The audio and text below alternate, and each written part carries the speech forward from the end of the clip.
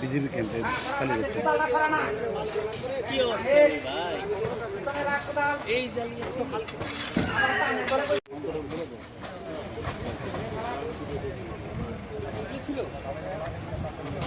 জন্য অপেক্ষমান ছিল এবং আনুমানিক আজকে সকাল 5:30টার দিকে এই আচ্ছাদিত অবস্থায় ছিল।